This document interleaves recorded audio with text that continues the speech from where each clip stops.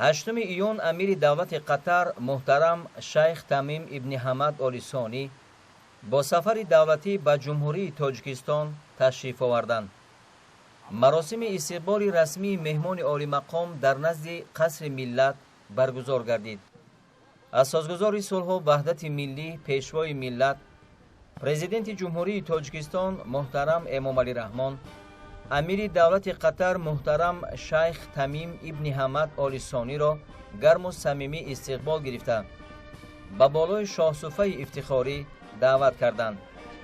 مراسم استقبال با گزارش کماندیر قراول فخری، صدا دادن سرودهای ملی دو کشور، گذشتن سران دولت‌ها از نزد صف قراول فخری، عرض احترام مهمان عالی مقام به پرچم دولتی تاجیکستان، شناسایی با هیئت‌های رسمی دو جانب جریان گرفته. با قدم زنی متنتن گذشتن جز و تام‌های قراول فخری از نزد سران دو دولت انجام یافت.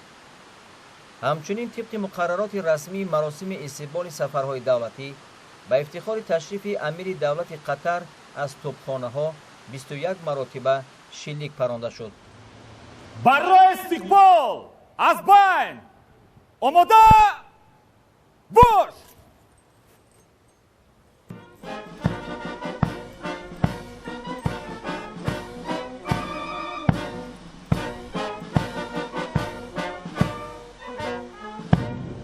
اعلی حضرت امیر دولت قطر باتالیون قراول فخری با مناسبت سفر دولتی شما به سرزمین جمهوری تاجیکستان صف آراسته شد. کماندیر باتالیون قراول فخری پدپالکونیک حافظ‌زاده.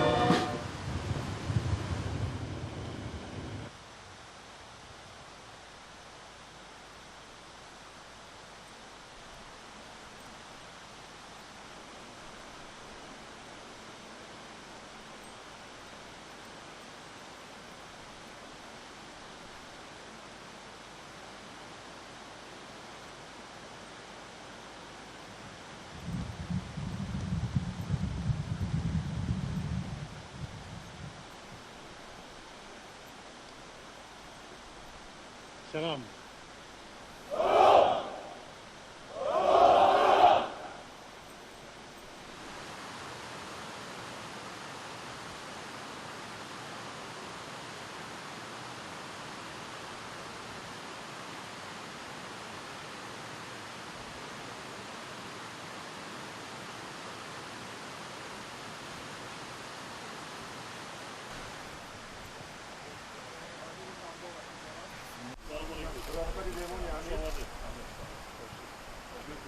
وزیر سودا و تجارت، وزیر فرهنگ،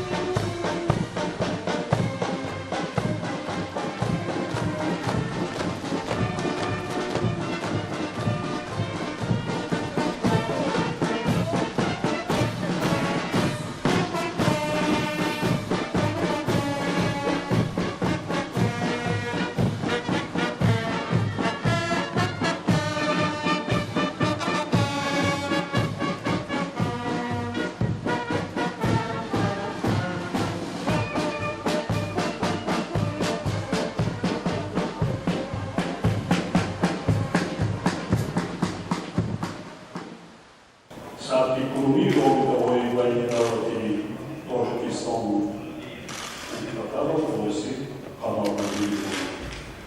توجه پیوسته با معذرت را در این زمینه کرده بنمایید. همچنین می‌خواستم سهمی ارزشمند همدردی را در رشد تکمیلی رابطه‌های دوستی و همکاری سودمندی ما تاکید کنم. یک عاملی که نتیجه مذاکرات می‌باشد در جریان رشدی مناسبت‌های دوستی و همکاری سودمند جامعه در حال تازه خواهد شد.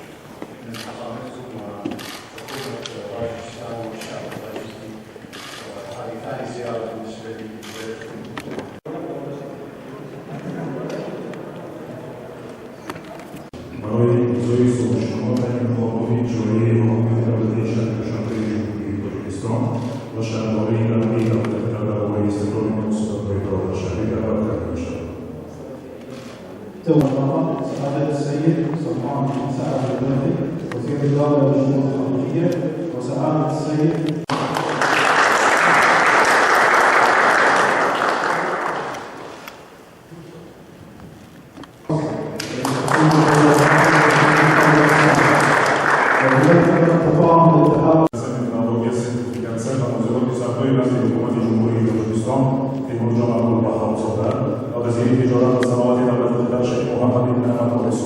برای امضای سازشنامه همکاری بین انگلیس استانداردیزاce metodologii certyfikacja nadzorowych zakresu rozwoju جمهوری تاجیکستان و مقامات استانداردیزاce و متدولوژی دولت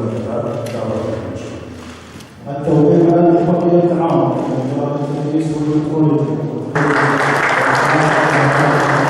وإدارة جمهورية تاجيكستان يقوم بتدبير سعادة الشيخ الاقتصادية لجمهورية تاجيكستان يقوم بتدبير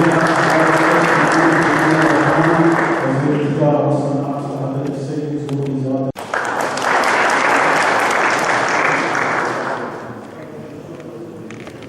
الرياضة الرياضية لمنطقة النظام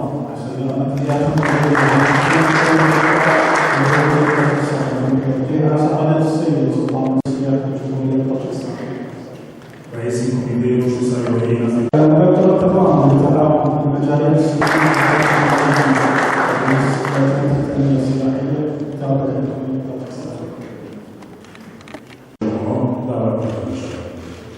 اتفاقية التعاون وزارة التربية التي سعادة السيد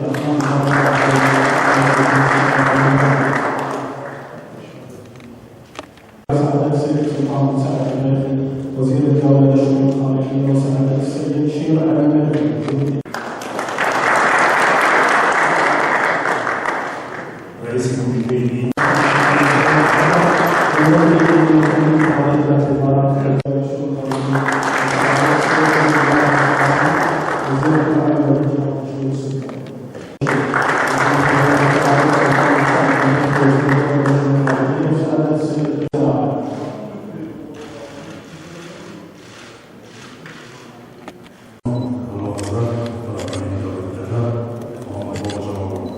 مراسمی امضای سندهای تجارتی بین جمهوری تاجیکستان و دولت قطر آغاز